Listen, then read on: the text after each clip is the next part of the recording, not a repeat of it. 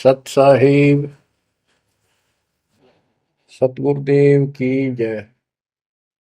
बंदी छोड़ कबीर साहिब जी की जय। बंदी छोड़ गरीबदास जी महाराज जी की जय। स्वामी राम देवानंद जी गुरु महाराज जी की जय हो।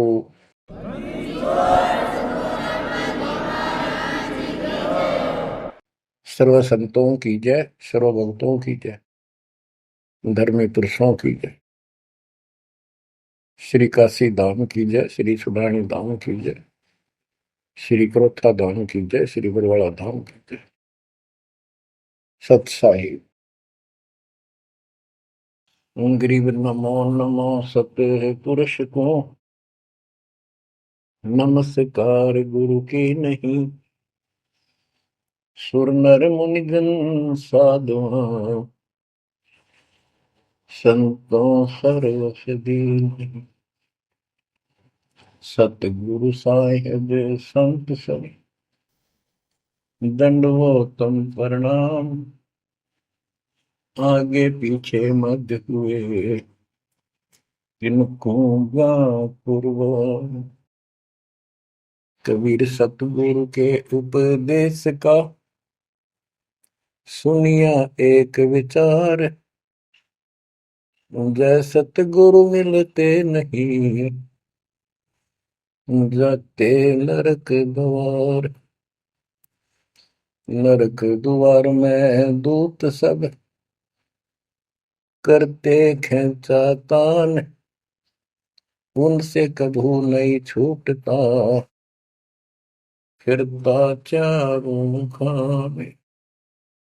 कबीर चार खानी में भरमता कबहू न लगता पार। सो फेरा सब मिट गया मेरे सतगुरु के उपकार। जय जय सतगुरु मेरे की जय जय सतगुरु मेरे की। सदा साहिबी सुख से वसियो अमरपुरी के डेरे की। जय जय सतगुरु मेरे की जय जय सतगुरु मेरे की।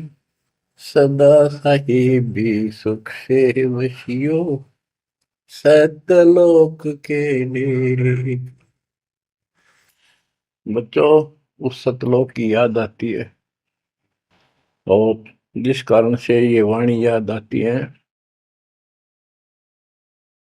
तो शुक्र मनाया जाता है। आत्मा शुक्र मनाती है कि तुम तो सुख से जीवो, हमने तो कर्म फोड़ लिए।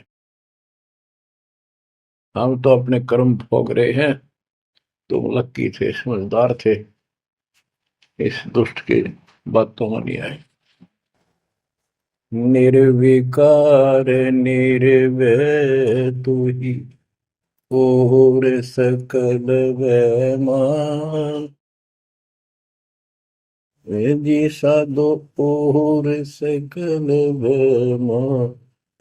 सब पर तेरी साहिबी, सब पर तेरी साहिबी। तुझ पर साहिब नाम निर्विकार निर्भय। आप अमर कथा सुन रहे हो, सत्यनारायण कथा सुन रहे हो, और आप कहीं भी बैठे हो, दाता ने कैसी दया कर दी। चलते फिरते बैठकर परमात्मा का गुणगान सुनो। बच्चों, ये सत्संग जो है ये आध्यात्मिक पढ़ाई है, ये आध्यात्मिक शिक्षा है। इसको समझने के लिए भी काफी समय की आवश्यकता है। जैसे बच्चे स्कूल जाते हैं, यानी 15-16 वर्ष तक तो वो टोटली फ्री होते हैं। अपनी पढ़ाई करो, ट्यूशन लगवाओ, क्लास में पढ़ो। तो ऐसे करते करते वो विद्वान बन जाते हैं, डॉक्टर बन जाते हैं, इंजीनियर बन जाते हैं और बड़ी बड़ी शिक्षाएं प्राप्त कर लेते हैं। इसी प्रकार आपको ये आध्यात्मिक लेक्चर अटेंड करते रहना चाहिए। संसारिक काम भी करो, शिक्षा ग्रहण भी करो, लेकिन ये शिक्षा साथ जरूर ग्रहण करो। इसके बिना सब व्यर्थ है। वो तो सिर्फ पेट के लिए, रोजी रोटी के लिए जो भी कर्म हम करते हैं सब रोजी रोजगार के लिए होता है, और वो रोजगार हम करते करते नुकसान हो जाता है। सब कुछ करते करते हानि हो जाती है, कोई लाभ नहीं मिलता। इधर कमाते हैं, उधर रोग हो जाता है, यहां से कमाया उधर खत्म हो गया। तो परमात्मा के चरणों में आने के बाद, इसकी शरण आ जाने के बाद, तो ये इस तरह के कष्टों को कम कर देगा। परमात्मा की महिमा भी ना सुने, भक्ति ना करें, और काम में ज्यादा ध्यान दें, कभी नुकसान ना हो जाए। और वो करते करते हो जाता है, फिर घर के रहते ना गांठ के। इसलिए काम अवश्य करो, पर इसमें नागा ना करो। परमात्मा की महिमा अवश्य सुनो, और भक्ति डेली करो, सुबह दोपहर शाम के परमात्मा की स्तुति। आजकल तो अनपढ़ भी कर सकते हैं, मोबाइल घर घर है, उसमें लगाओ आरती, सुबह दोपहर शाम की, आराम से सुनो, काम भी करते रहो। खाना बना रहे हो, आरती चल रही है, बहुत बढ़िया, ध्यान आरती में रहेगा। जैसे ड्राइवर गाड़ी चलाते हैं, ड्राइविंग तो बहुत सावधानी का काम होता है, लेकिन उसमें बातें करते रहते हैं, वो चलाता भी रहता है। इसी प्रकार इस समय का ऐसे सदुपयोग करो, सुमन भी करो, गाड़ी भी चलाओ, तो आरती भी लगा लो उसके अंदर, चलते रहो, सुनते रहो। तो परमात्मा ने आपके ऊपर रजा करने में कसर नहीं छोड़ रखी। और अब आप भी चौकस हो जाओ, सतर्क हो जाओ, समर्पित और दृढ़ हो जाओ। बच्चों, अपने को अपने घर का ज्ञान हुआ, अभी तक तो हमारे को अध्यात्म का सिर पैर भी ज्ञान नहीं था। और जब तक बच्चों हमें विश्वास नहीं होता कि परमात्मा कौन है, इसका प्रमाण कहाँ है, कहाँ प्रूफ है, और हमारी आत्मा इस बात को नहीं स्वीकार कर लेती क्या सचमुच यही सत्य है, तब तक हम भक्ति भी करते रहते हैं और आत्मा अस्थिर रहती है, मन अस्थिर रहता है। कोई भी कोई साधना बताता है, हम उसी को करने के लिए तत्पर हो जाते हैं। वो पहले वाली तो छोड़ते नहीं, और भी शुरू कर देते, क्योंकि हमें चाह है परम पिता की। हमें इस बात का एहसास है कि एक शक्ति है जो हमारे दुखों का निवारण करती है, किस्मत से भी अलग देती है। किस्मत में दुख आया, प्रारब्ध में कष्ट हुआ, तो हम उसके निवारण के लिए किधर झाड़ फूक वालों के पास, कहीं हाथ दिखाने गए, कहीं पहाड़ों पर किसी ने बताया वहां गए, व्रत रखने को कहा वो रखा। हमने हर तरह से कोशिश की कि कोई सुख प्राप्त हो, ज्यादा धन प्राप्त हो, लेकिन ऐसा कुछ नहीं हुआ। वैसे कभी इत्तेफाक से कोई दाव लग गया, कोई हटकर कोई ऐसा लाभ होता दिखा हो गया, वो होना तो था कर्म का, प्रारब्ध में आ गया कोई, और वो सूत बैठ गया। और हम और दृढ़ हो गए उन्हीं पूजाओं पर, उन गलत साधनाओं पर जो गीता में मना कर रखा है। दास अपनी बताता है, ये आपके साथ भी अवश्य हुई है, आपको अब एहसास होगा। जैसे दास बचपन से रामकृष्ण और विशेषकर विष्णु जी का, कृष्ण जी का विशेष भक्त रहा है, इसके साथ हनुमान जी के प्रति भी लगन में, तड़प में, चाह में कोई कमी नहीं थी।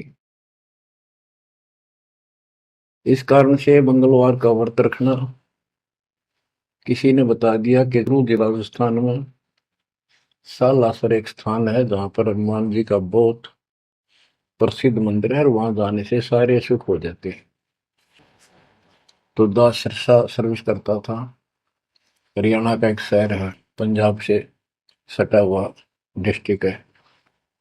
वहां से पता चला तो दास बैठ के ट्रेन में सालासर पहुंचा, शुरू उतरा वहां से अन्य साधनों से। वहां एक छोटा सा गांव सालासर, वहां एक छोटा सा मंदिर और उसमें एक पत्थर की मूर्ति।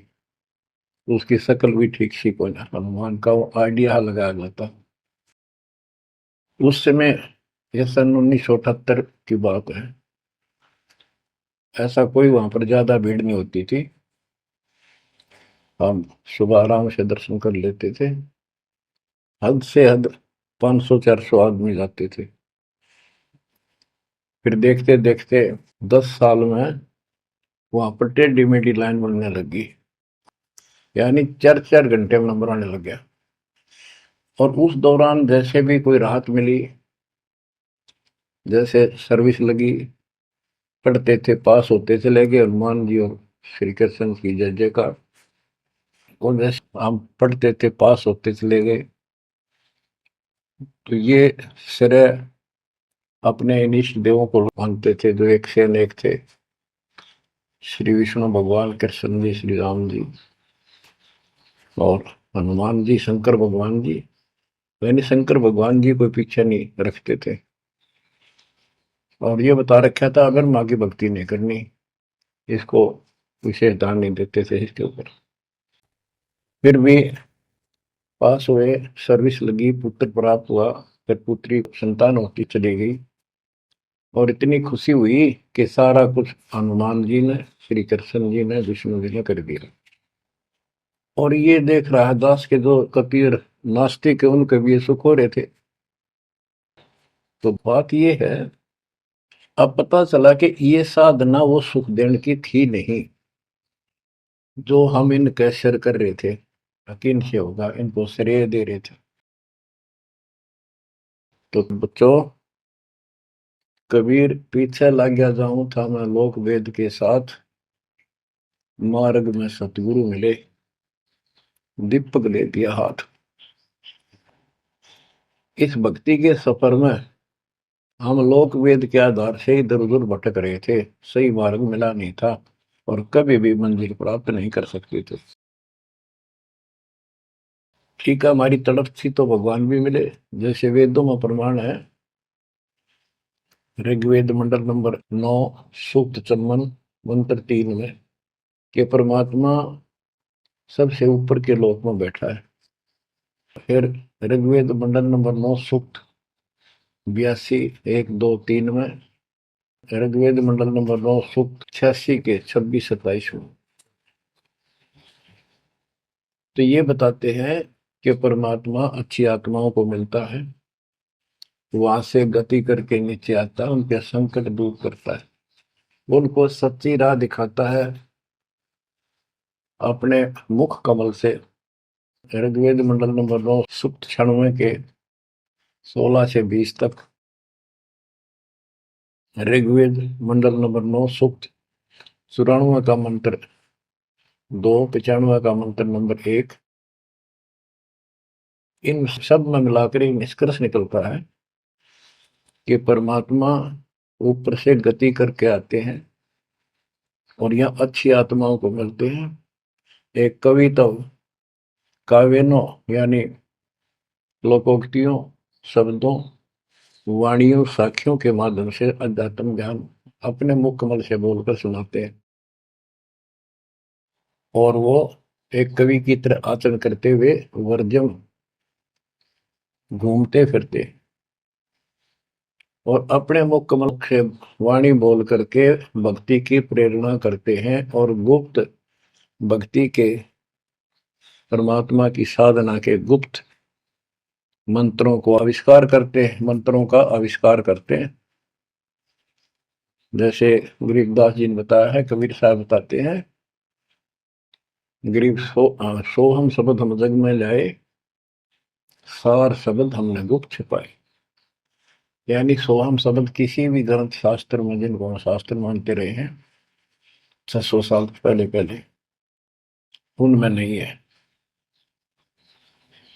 और सोहम नाम का प्रचलन बहुत पहले से चल रहा है, पर इन किताबों में नहीं था। क्योंकि कबीर साहब कहते हैं, हम बैरागी ब्रह्म पद सन्यासी महादेव, सो हम मंत्र दिया शिव जी को करे हमारी से। उनको ज्ञान समझा सबको। ज्ञान इतना गजब का है, एक बार आत्मा जरूर पकड़ लेती है और नाम की भी इच्छा करती है, तो उस समय जब परमात्मा अपने ज्ञान सुना रहे होते हैं, काल निकल जाता है उस आत्मा से, और आत्मा ध्यान से सुनती है, सत्य मान लेती है। तो इन्होंने ब्रह्मा जी ने, विष्णु जी ने, शिव जी ने, सबने नाम दे दिए। इनमें सॉफ्टवेयर लगा दिया परमात्मा ने। विष्णु जी में हरियम का, शिव जी में सोम का, ब्रह्मा में ओम का, और वही आज हमारे को लगा दिया। अब हम अपना काम इनसे डायरेक्ट ले रहे हैं। तो कहने का भाव ये है कि जिस समय परमात्मा अपना ज्ञान सुनाते हैं, काल भाग जाता है। परमात्मा के वहां से आते ही काल प्रवेश कर जाता है, उनकी बुद्धि को फेर देता है। इसी कारण से दोबारा इन्होंने परमात्मा की वाणी सुनी नहीं, विचार नहीं सुना, और ये धोखा खा गई। हमने भी बहुत बार धोखा खा लिया, सैकड़ों बार हम ये कष्ट उठा चुके और ये धोखा खा चुके हैं। अपने भगवान को छोड़कर इन बकवादा में बड़े रहे। मानुष जन्म पाएकर खोवे, सतगुर विमुखा युग युग रोए। बच्चों, गिरीश सतगुर संगत छोड़कर लाख वर्ष जप कीन, इंद्रिय क्रम ना मोक्ष होए, रह काल के आदि। जैसे आपको बार बार समझाया जाता है कि सतगुरु से विमुख होने के बाद हम आज से 600 वर्ष पहले परमात्मा से विमुख हुए थे। उसके बाद हम पता नहीं किन किन धर्मों में जन्मे, कभी भक्ति की कभी ना की। भक्ति करते थे, वह भक्ति ही नहीं थी, लेकिन मालिक फिर भी हमें उन प्रत्येक मानव शरीर में मिले हैं और सच्ची राह दिखाई है। हमने कुछ दिन की साधना अवश्य की है, फिर छोड़ दी, और जिसके कारण परमात्मा हमें चार्ज कर गए। उस चार्जिंग के कारण आज तक आपके हृदय में मालिक की चाह और भक्ति की तरफ बनी हुई थी, और मनुष्य जीवन मिलते रहे। क्योंकि हम 600 साल पहले गुरुद्रोही नहीं हुए थे, सतगुरु विमुख हो गए थे। सतगुरु विमुखा युग युग रोवे, मानुष जन्म पाकर खोए। एक उदाहरण देता हूं। एक राबी नाम की लड़की, जिसको राबिया भी कहा, मुसलमान धर्म में जन्मी। वह पिछले सतयुग से मालिक के उनके साथ लगे थे, अपनी बेटी को, अपनी आत्मा के। गरीबदास जी ने बताया है कि कबीर साहब बताते हैं, 2 दिन मेरी शरण है। यानी एक बार किसी युग में चाहे वो 10 दिन भी नाम ले ले, फिर छोड़ दिया वो, मालिक उसको अपने खाते में लिख लेता है। और फिर उसको धीरे धीरे धीरे धीरे, देखो अपने पिता को, देखो हमारे लिए कितना कष्ट उठा रहे हैं। उसको धीरे धीरे चार्ज करते रहते हैं, चार्ज करते रहते हैं, भक्ति की तरफ जन्म जन्मांतर बढ़ाते रहते हैं। उसी कर्म अनुसार, उसी क्रिया में वो लड़की आत्मा रब्बी बनी हुई थी। लड़की मुसलमान घर में जन्म था, 12-13 साल की बेटी थी, भेड़ बकरियां चरा रही थी। और वो सारी सृष्टि के रचनहार हमारे पिता अपनी बेटी के लिए उस जंगल में पहुंच गए, घास फूस पर बैठ के जाकर बेटी के पास मुसलमान धर्म जिंदा का रूप बनाया। हमारे अंदर एक धर्म कर्म की ये भी एक समस्या है कि हम अपने धर्म वालों को महत्व देते हैं, दूसरों से नफरत करते हैं। ये काल की चाल है। इसलिए दाता सौ सब क्षेत्र में करूं अपने धन के काज, हिरण्यकशिपु जो मार दूं नरसिंह धर के साथ। इब्राहिम सुल्तान दम के बंदी बन के चले गए, एक नौकरानी बन के चले गए। क्या पड़ा था उनको? कोरडे खाए, नौकर बने, अपने बच्चे को नरक से निकालने के लिए कि तुम बालक को बुद्धि छोटी है, बच्चे की बुद्धि इतना काम नहीं करती, इस ज्ञान से आपकी बुद्धि विकसित होगी, आप कुछ दिनों में संकेत समझने लग जाओ। अब जैसे राबी को मालिक ने समझाया,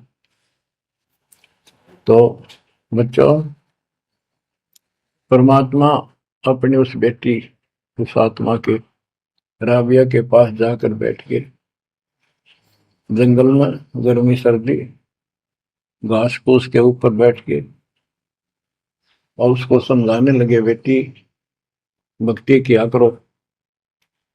तो बच्ची थी, जैसे उस धर्म के अंदर जन्मी थी, उसमें जो साधना बताते थे उसको कहती थी हम करते हैं, ऐसे करते हैं, नमाज करते हैं, ईद बकरीद मनाते हैं। तो परमात्मा ने उनको काफी समझा, कई दिन लगातार जाते रहे, ये चले जाते फिर आ जाते। अंत में लड़की ने स्वीकार कर लिया, भगवान मुझे वो सच्चा राह बता दो जिससे मोक्ष मिले। परमात्मा ने उनको मंत्र दिए, ये मंत्र दे दिए पांचों, लेकिन ये नहीं बताया कि किस किस के हैं, क्योंकि इसके बताने की जरूरत भी नहीं है। या तो चाबी है, किसी भी खजाने की है या कोई और सामान वाले की है, उस ताले के लाओ खुल जाएगा और उसमें वो सामान आपको मिल जाएगा। फिर भी याद होना आवश्यक है कि ये इसमें यू सामान है, इसमें यह सामान है। तो लड़की ने कुछ दिन मालिक की साधना की, 4 वर्ष। उसके बाद समाज के दबाव में शानी होगी, उसने यहाँ तक फैसला कर लिया कि ये तो संस्कार बढ़ते चले जाते हैं, शादी ही नहीं कराऊंगी, विवाह नहीं कराऊंगी। उसने निकाह करने से मना कर दिया। माँ बाप ने कोशिश की, लड़की जवान होगी, लेकिन बिल्कुल स्पष्ट शब्दों में कह दिया, मैं विवाह नहीं करूंगी, मैं अल्लाह खुदा को प्राप्त करूंगी। माँ बाप परेशान हो गए कि बच्ची है, इसने तो जिद लगा ली, और इसका जीवन कैसे पार होगा, कैसे पास होगा, तो हो ही नहीं सकता। बच्चों ने कहा, बेटी या तो निकाह कर लेना, हम दोनों मरेंगे। लड़की ने सोचा, चल माता पिता की हत्या का क्यों सिर पर दोष लूं, आगे अपने पति से बात कर रहे हैं। निकाह हो गया। मुसलमानों के अंदर लड़की से अपनी राय पूछी जाती है विवाह के समय कि क्या आपको ये विवाह मंजूर है, निकाह कबूल है। लड़की यस कर देती है तो विवाह होता है, न तो नहीं होता। ये स्वतंत्रता बेटी को है। उसने यस कर दी, विवाह होगा। उनका पति बहुत बड़ा अधिकारी था, अफसर था, साहब था। मुसलमानों में एक से अधिक विवाह भी हो जाते हैं, सामान्य बात है। तो उसने यही विचार किया था कि तो शादी और कर लेगा, वहां दबाव बनाऊंगी, ना तो मर जाऊंगी और क्या इलाज है। तो उसने अपने पति से अपना उद्देश्य बता दिया, मैं भक्ति करना चाहती हूँ, मेरी कतई तमन्ना नहीं है कोई शादी और बच्चे पैदा करने की। यदि आप मेरे साथ जबरदस्ती करोगे तो मैं सुसाइड करूंगी। उनका पति भगवान से डरने वाला मुसलमान था, वास्तव मुसलमान था। उसने कहा, राबिया आपने निकाह कबूल क्यों किया, ये बता। उसने कहा कि मेरी मजबूरी थी, मेरे माता पिता मर जाते, मैं वो दोष नहीं लेना चाहती थी, उनका भी काम बन गया। कि आप बताओ आपका क्या इरादा है। मेरा फाइनल है, या तो मौत या अपनी भक्ति करूंगे। इतना दृढ़ विश्वास देखकर उसने कहा कि राबिया कोई बात नहीं, आप भक्ति करो, मैं अल्लाह के मार्ग में बात नहीं बन सकता, मैं भी भगवान से डरने वाला हूँ। लेकिन जैसे आपकी लोक लाज के कारण आपके पिता की समस्या प्रबल थी, इसी प्रकार समाज हमारा भी है, लोक लाज हमें भी है। आप मेरी दृष्टि में, मेरी तरफ से तो मेरी सिस्टर होगी, समाज की दृष्टि में मेरी वाइफ बन के रहना होगा। वो बोली मुझे मंजूर है। उसके लिए अलग व्यवस्था कर दी, अपनी भक्ति कर, किसी चीज की कमी नहीं आने देंगे। उसने अपनी और शादियां कर ली। अब वो 50 साल की होगी, सब देखा कि ये तो बिल्कुल देवी का रूप है, पलक भी उठाकर नहीं देखती। ये पिछले संस्कार थे, वो बैटरी चार्ज थी, उसमें चाह थी, आगे बैटरी लगी नहीं है, धीरे धीरे नष्ट होगी। या रोड मारा काल मारी, ये बहुत बड़ा षड्यंत्र है। सतगुरु कबीर साहब ने इसको कोई खोल नहीं सकता, इसे बचा भी नहीं सकता। इसलिए सतगुरु की शरण नहीं छोड़नी चाहिए। उसने अपने पति, जो संसारिक दृष्टि के पति से कहा कि मैं हज करने जाना चाहती हूँ। उसने कहा अच्छी बात है, जाओ, और कोई व्यवस्था ऊंट घोड़े की करवा देता हूँ, उस पर आराम से बैठ कर जाइए। बोली नहीं, मैं पैदल जाऊंगी, क्योंकि ये आस्था हमारी भगवान के प्रति अहंकार में नहीं, ऐसे जावा तो और बढ़िया है, ये वो शुरू से धारणा है। उस समय साधन भी नहीं होते थे, ऊंट घोड़े होते थे, रेगिस्तान में ऊंट ही चलते थे। वो बोली नहीं, मैं पैदल जाऊंगी। राबिया पैदल जा रही थी, रास्ते में कुआं था, उसको बाल्टी और रस्सा नहीं था। एक कुतिया वहां पर बहुत बुरी तरह रो रही थी, कभी कुएं की तरफ जा रही थी, राबिया के चरणों की तरफ आ रही थी। वो समझ गई कि प्यासी है, और साथ में बच्चा है, मरेगी की बच्चे भी मरेंगे। आओ देखा ना ताओ देखा, दया बिना दरवेश कसाई। वो दरवेश थी, संत थी, दयालु थी, असली मुसलमान थी। उसने अपने बाल पाड़े सिर के, रस्सी बनाई लंबी, वो 100 फुट नीचे पानी होता था, और फिर अपने कपड़े निकाल कर शरीर के उसके बांध कर नीचे भिगो के बाहर टपकाए। निचौड़े एक मटके के टूटे हुए पात्र में कुतिया ने जी भर का पानी पिया, और लड़की ने अपने जो सिर के बाल पड़े, थोड़ा बहुत खून निकला था, रक्त, ब्लड को साफ किया, कपड़े पहन लिए, मक्का के लिए चलने लगी। वो मंदिर उठ के मक्का कुएं के साथ आकर खड़ा हो गया। लड़की ने तो जाना ही मक्का में था, एकदम प्रवेश कर गई। उधर इब्राहिम सुल्तान अदम की पहले बॉडी में वो आत्मा गई हुई थी, क्योंकि परमात्मा उनको भी प्रेरित करते हुए आ रहे थे। जो इब्राहिम सुल्तान अदम बाद में सम्मन बना, तो जिनको ये ज्ञान हो जाता था, वो अपने धार्मिक मेलों में जरूर जाते थे औरों को समझाने के लिए। तो इब्राहिम सुल्तान अदम वाली आत्मा वहां गई हुई थी, लोगों में चर्चा हुई, वे मक्का गया कहाँ, हद होगी, मंदिर ही नहीं है यहाँ पर। तब इब्राहिम सुल्तान अदम कहता है, गरीबदास जी बताते हैं, सुल्तान अदम मक्के गया, मक्का नहीं मकान, गया रांड के लेन को यूं कह अदम सुल्तान। लोग बोले रे क्या बोल रहा था, फिर इतने में वो मक्का वापस आ जाता है, और उसमें से राबिया निकली। राबिया देखी, लोग भाग कर प्रवेश किया, देखा तो एक राबिया ने, एक लड़की, उसने अपना परिचय दिया। पूरे मुसलमान समाज में ये बात फैल गई, चर्चा का विषय बना कि भक्ति हो तो राबी जैसी, भक्ति हो तो राबी जैसी, जिसके लिए मक्का उड़कर चला गया जहाज के समान, एयरप्लेन के समान। तो वह हज के लिए गए हुए व्यक्ति इब्राहिम सुल्तान से बोले, अरे भले आदमी, तो एक देवी को क्या कह रहा था, गया रांड के लेने को, नो कह तुम सुल्तान, एक नकमी आत्मा को ये मक्का लेने गया है। तेरा तो भाई दिमाग खराब हो गया, इसी देवी के बारे में ऐसे शब्द बोले, तुझे पाप लगेगा, दोजख में जाएगा। तब उसने उनको बताया, ये कभी आत्मा इसके लिए आए थे, इसको वहां मिले थे ऐसे ऐसे, और इसने वो सत भक्ति छोड़ दी, क्योंकि परमात्मा साधु रूप में कहीं प्रकट हो जाते हैं, ये उनका एक नियम है, अच्छी आत्माओं को मिलते रहते हैं। तो उस इब्राहिम सुल्तान वाली आत्मा को बताया था कि ऐसे एक राबी नाम की बेटी है, उसको भी मैंने ज्ञान दिया, पर नालायक ने वो भक्ति छोड़ दी, दुख पाओगी। तो उसने बताया कि इसको सत भक्ति मिली थी, डरे डोना ही है यार, उस पिछली साधना के कारण ये सब कुछ हो रहा है। परंतु उन लोगों के अमन में कहाँ समाने वाली थी ये बात, दो अक्षरों में। उस जीवन को पूरा करके वो लड़की, वो आत्मा अगले जन्म में एक बांसुरी नाम की लड़की बनी, जन्म हुआ।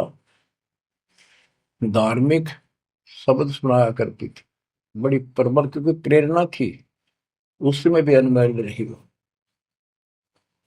और यहां तक विचार कर लिया कि ये सुना है मक्के में जो मरता है वो सीधा जन्नत में जाता है, स्वर्ग में।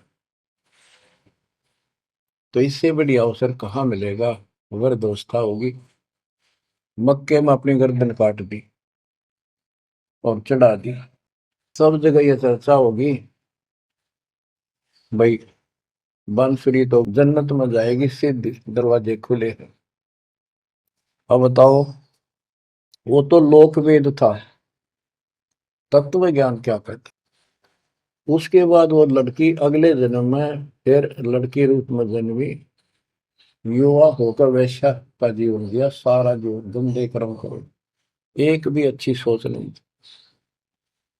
छोड़ दिए कर्म काल में, मानुष जन्म पाकर खोए, सतगुर विमुखा युग युग रो। वो फिर मर गई उस गंदे जीवन को भोग कर, पाप इकट्ठे करके ढेर ला गए। उस 3-4 साल की साधना से उसको मनुष्य शरीर मिलते रहे। उस दौरान परमात्मा ने कोशिश की, लेकिन वो रंग में रंग चुकी थी। बांसुरी वाले में खुद गायक बन गई, लोग प्रशंसक हो गए, बड़े बड़ी अल्लाह का ज्ञान सुनाती है। और वैसा बनने के बाद उसी कर्म वैसे फूट लिए, अच्छे बात समझ में नहीं आई। वो फिर मृत्यु को प्राप्त हुई, वैसा का जीवन, गणका का जीवन वो कर, फिर वो शेख तकी नाम के एक धार्मिक मुसलमान पीर के घर जन्म लिया बेटी के रूप। 11 वर्ष की, 12 वर्ष की आयु पूरी करके वो मर गई, समय संस्कार पूरा हुआ। परमात्मा कहते हैं, सोच अच्छी दर मैं करूं अपने जन के काज, उस आत्मा को फिर अपने चरणों में लेना था, अपनी प्यारी आत्मा। जो जन मेरी शरण है ताका हूं मैं दास, केल के लाग्या करूं जब तक धरती आकाश। तो कारण बनाया, शेख तकी के मन में ये धारणा पैदा की कि राजा सिकंदर लोदी से, जो उसका धार्मिक पीर था शेख तकी, उसने कहा कि आप कहते हो इसने, कबीर ने रामानंद जी को जीवित कर दिया, गर्दन काट दी थी आपने, और आपका जलन का रोग ठीक कर दिया, कमाल जिंदा कर दिया। वो तो वैसे उसमें सदमे में था, वो ऐसे वैसे हो जाता, इत्तेफाक उसको जीवित होना था, इसका कबीर का नाम बन गया। जब जानू मैं इसको, मेरी बेटी को जिंदा कर दे जो कब्र में दबी हुई है, 15-20 दिन हो गए। तो कबीर साहब से कहा गया, कबीर साहब ने कहा कि आसपास के लोगों को बता दो कि आ जाओ, एक कमाल होगा। उस शेख तकीर ने ढिंढोरा पिटवा दिया कि इसकी बेइज्जती हो तो छक्का हुआ है, मूर्ख बना रहा। उधर कबीर साहब ने कह दिया कि भाई खूब बुला लो, आसपास जितने बुला सकते हो, सबके सामने देखते हैं परमात्मा की क्या रजा होती है। हजारों व्यक्तियों के सामने कबीर साहब ने कहा, एक शेख तकी की बेटी जीवित हो जा। कब्र खुलवा दी, उसमें 100 पड़ा था। कहा एक शेख तकी की बेटी जीवित हो जा, लड़की नहीं जीवित हुई। फिर दोबारा कहा, फिर भी जीवित नहीं हुई। शेख तकी नाचन लग गया, खुल गई पोल डोगी की। देखो ये बकवाद करता था, सुन लो भाई, है डोंगी पाखंडी झूठा। तो परमात्मा ने कहा कि शेख तकी तू कोशिश कर ले। तो और दूसरे बोले, जी ये कुछ करने जोगा होता था, अपनी बेटी ने कौन मिट्टी में दाबा है, आप पर दया करो। तब कहा है कबीर की बेटी, जीवित हो और बाहर आ बेटा। इतना ही कहना था। सारा शरीर में कंपन हुई, डेड बॉडी जीवित होगी और उठ के बेटी बाहर आ गई। मालिक के चरणों में मस्तक टेका। 1.5 घंटा तक अपनी पिछली गलतियां और कबीर भगवान की समर्थता सबके सामने बताई और कहा कि ऐसे ऐसे मुझे ये भगवान मिले थे अल्लाह। ये खुद अल्लाह अकबर हैं, पूरी सृष्टि के रचने वाले, सबके दुख दूर करने वाले। मेरे कर्म फूट गए, मैं इनको छोड़कर ऐसे ऐसे गंदे जीवन जी के मैं आज फिर इनकी कृपा हुई, मेरा कोई मनुष्य जीवन शेष नहीं था। पशु पक्षी बनने वाली लाइन में खड़ी थी, ये परमात्मा वहां पहुंचे और धर्मराज के दरबार से मैं मुझे पेश किया, वहां से मेरे कागज निकाल दिए और मुझे साथ लेकर यहाँ आके छोड़ा है। बोलो सतगुरु देव की जय हो, बद्दी छोड़ कबीर साहिब की जय हो।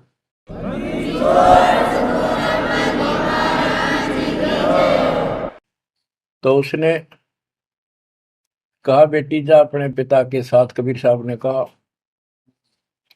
शेख तकी के साथ। वह बेटी बोली मुझे अपना पिता मिल गया, अपना मालिक मिल गया, इस कर मेरा संस्कार इतना ही था। आप मेरे पिता हो, सारी सृष्टि के मालिक हो, मैं तो आपके साथ रहूं। अपने गुरु के मैं संग संग होली, अपने गुरु के मैं संग संग होली। सखेरे मोहे नेकन आई लाज, आज मोहे गुरु दर से दिखाए। बच्चों यह बात तो बनेगी ऐसे ही। पानी कहते, देसी कहावत है, पानी तो झील में नीचे के स्थान पर आके ही टिकेगा। वैसे पलट में कितना ऊंचा चढ़ जाए लेकिन टिकेगा वहीं आके। मन का तूफान बकवादों का, कहीं धक्के खा लो, आके बात बनेगी सतगुरु शरण। तो कहते हैं गरीबदास जी का है, गरीब सतगुरु संगत छोड़कर लाख वर्ष जबकि इंद्री कर्म ना मोक्ष हो, रहे काल के आखी है। सतगुरु पूर्ण संत की संगत छोड़कर चाहे लाख वर्ष तक ये जप करते रहियो, चाहे ये जाप करते रहना, इसका कोई यूज नहीं होगा, क्योंकि कनेक्शन कट चुका होगा, मर्यादा भंग होगी। गुरु बिन माला फेरते, गुरु बिन देते दान, गुरु बिन दोनों निष्फल है, वो व्यर्थ जाएंगे। बच्चों परमात्मा हमारे लिए भटक रहे हैं, इन पिछली गलतियों से सबक लो, इनको फिर से ना दोहराना। जैसे आपको बताया है कि कबीर भगवान है, ये सारी सृष्टि के रचने वाले हैं, ये हमारे पिता, हमारे जनक है, हमारे कष्टों को दूर करने वाले संकट मोचन यही है। लेकिन हम इनको छोड़कर अन्य उपासना करते रहे हैं। जैसे गीता अध्याय 16 श्लोक 23 और 24 में स्पष्ट कर दिया है कि शास्त्र विधि को त्याग कर जो अपनी मर्जी से इच्छा से मनमाना आचरण करते, मनमानी साधनाएं करते हैं जो शास्त्रों में प्रमाणित नहीं है, उनको न तो कोई सुख हो, न कोई सिद्धि प्राप्त हो, कार्य सिद्ध हो जिससे, और न उनकी गति यानी मोक्ष हो। तो भक्ति करते इसी के लिए है। ये तीनों नहीं हुए तो उस भक्ति का फायदा क्या, लड़ाई ढोने वाली बात। तो बच्चों आपको बताया, सभी वेदों और ग्रंथों से सिद्ध कर दिया कि कबीर भगवान है। वेदों को तो पूरा विश्व मानता है और हिंदू समाज तो इस पे कुर्बान है। उसके बाद दूसरा नंबर गीता, वेदों से भी प्रथम आ चुकी है वर्तमान में, क्योंकि इसमें ज्ञान बिल्कुल संक्षिप्त में और बहुत तिरपाई सीरीज में, तो इसलिए इनमें सबसे आपको प्रमाणित कर दिया कि कौन सी भक्ति करनी है, कौन सी ना करनी है। गीता अध्याय श्लोक 23 में तो 16 के 23 में तो बता ही दिया कि शास्त्र विधि को त्याग कर नाटन करते उनको कोई यूज नहीं। 24 में कहा कि इससे तेरे लिए अर्जुन